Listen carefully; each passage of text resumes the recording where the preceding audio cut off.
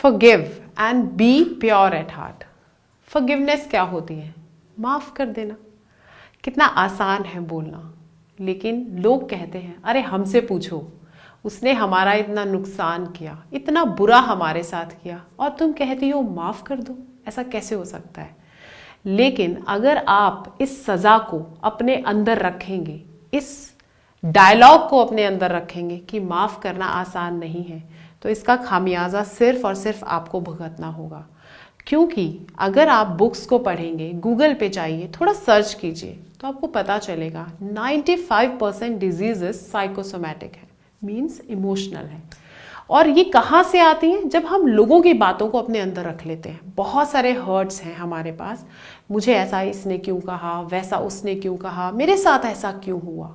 और अक्सर जब हमारे साथ बुरा होता है तब हमारे मन में क्वेश्चन अराइज होता है कि मेरे साथ ऐसा क्यों हुआ। लेकिन जब अच्छा होता है तब हम भूल जाते हैं उस ऊपर वाले से पूछना कि मेरे साथ अच्छा क्यों हुआ है, मैंने क्या करा है। नहीं, तब हम क्रेडिट्स लेने लगते हैं। तो इस सोच से थोड़ा बाहर आइए, अच्छा बुरा एक समान समझकर एक्सेप्ट कीजिए। प्रैक्टिस से आसान हो जाती हैं चीजें, लेकिन अपने दिमाग में इन हर्ट्स को जगह देना अपने शरीर को बीमारियां देने के बराबर है। अगर आप बहुत ज़्यादा स्ट्रेस लेते हैं, बहुत ज़्यादा सोचते हैं, तो आपको पेन और बहुत सारी सीरियस डिजीजेस का शिकार होना पड़ेगा। अगर आपको लगता है आपका गला बहुत ज़्यादा खराब रहता है, आपको डायबिटीज़ है, बीपी है, हार्ट अटैक की प्रॉब्लम, इन सब का कॉज स्ट्रेस है। स्ट्रेस से ऐसे हार्मोन्स बॉडी में रिलीज होते हैं जो इन सारी बीमारियों का कारण बनते हैं। अब इन हार्मोन्स को रिलीज कैसे किया जाता है? योगा से किया जाता है, मेडिटेशन से किया जाता है, एफर्मेशंस बोलकर किया जाता है, एनएलपी एक टेक्निक है, उससे किया जाता है। लेकिन अगर आप अपना इवैल्यूएशन करें तो आप देखिए आप इन टेक्निक्स में से या इन सारी चीज़ों में से आप कितना प्रैक्टिस करते हैं? शायद नहीं करते हैं।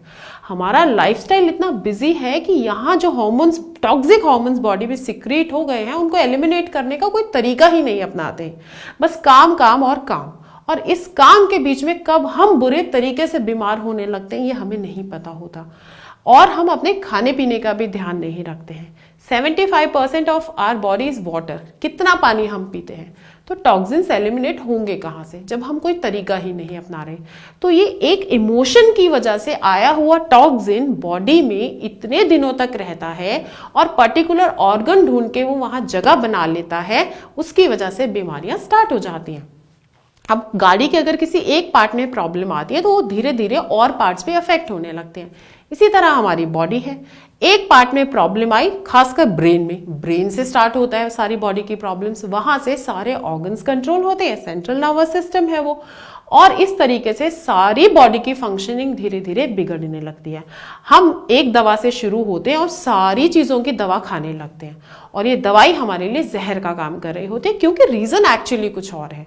रीजन है स्ट्रेस, एंग्जाइटी, ये सब चीजें, उस पर हमें काम करना ही होगा। तभी ये जो इतने सारे योगा गुरुज हैं, इतने सारे जो एक्सपर्ट्स हैं, वो चिल्ला चिल्ला कर बोलते हैं कि आपको ये सारी चीजें करनी चाहिए, और हम एक ध्यान तक नहीं देते, उनकी एक नहीं सुनते और अपने काम में व्यस्त रखते हैं अपने आप को। वही लाइफस्टाइल हम अपने बच्चों को दे देते हैं। बहुत पढ़ाई करनी है बच्चों को, बच्चों के पास तो टाइम नहीं है।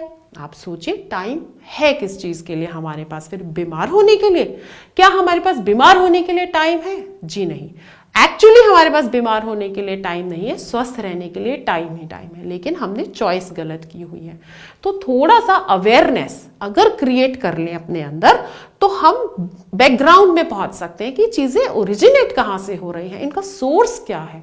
और जब आप सोर्स को पकड़ पाएंगे तो आप इन सारी बीमारियों से खुद को आजाद कर लेंगे। अब बात करते हैं forgiveness and be pure at heart. हमने तो ये टॉपिक चूज किया था, लेकिन ये बताना इसलिए जरूरी था, इतना जानकर ही आप फॉरगिवनेस अपनी लाइफ में अपना पाएंगे। अब फॉरगिवनेस का सही मतलब समझ लीजिए। ये नहीं कि उसने मेरे साथ गलत किया तो मैं परमिट करती हूँ कि वो दोबारा गलत करे, मैंने माफ कर दिया तो दोबारा गलत कर, बिल्कुल नहीं। फॉरगिवनेस का मतलब होता है एक्सेप्टेंस। ठीक है, तुमने मेरे साथ गलत किया, मैं मान लेती हूँ तुमने गलत किया, लेकिन मैं तुम्हें छोड़ रही हूँ, इग्नोर कर रही हूँ, आजाद कर रही हूँ। नेक्स्ट टाइम मैं तुम्हें ये मौका ही नहीं दूंगी कि तुम मेरे साथ गलत कर पाओ। एक डिस्टेंस बना लेना, चीजों को दोबारा अपने अंदर ना आने देना, लेकिन एक बैरियर क्रिएट कर देना कि अब वो चीजें मुझे अफेक्ट नहीं करेंगी, ना तुम्हें ऐसा मौका मिलेगा और ना मेरा स्विच तुम्हारे हाथ में आएगा।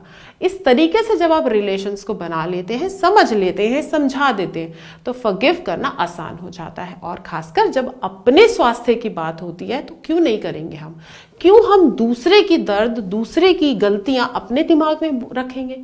नहीं रखना है, इन्हें जाने दीजिए, क्लियर रहिए और प्योर एट हार्ट रहिए। सबके लिए ब्लेसिंग्स रखिए, सबके लिए पॉजिटिव फीलिंग्स रखिए। और अगर किसी से कुछ कहना है तो एक सोर्स, एक गॉड जिसने आपको इस धरती पे भेजा है, उससे बात कीजिए, उसको बता दीजिए सारी परेशानी और देखिए कैसे चुटकी में हल वहां से आता है। किसी को बताएंगे तो वो हल नहीं कर पाएगा, वो सिर्फ सुन पाएगा। लेकिन परमात्मा से अगर अपनी परेशानी डिस्कस की तो सुनने वाला भी परमात्मा है, हल देने वाला भी परमात्मा है, सुधारने वाला भी परमात्मा है और आपको स्वस्थ रखने वाला भी परमात्मा है। तो आई होप आपको थोड़ा सा ये चीज क्लियर हुई होगी और आप फॉरगिवनेस अपनी लाइफ में लेकर आएंगे। और अगर आप अपनी लाइफ में लेकर आएंगे तो आपके बच्चों की लाइफ में भी ये जरूर आएगी और आपकी पूरी फैमिली बिल्कुल हेल्दी हो जाएगी। Thank you so much.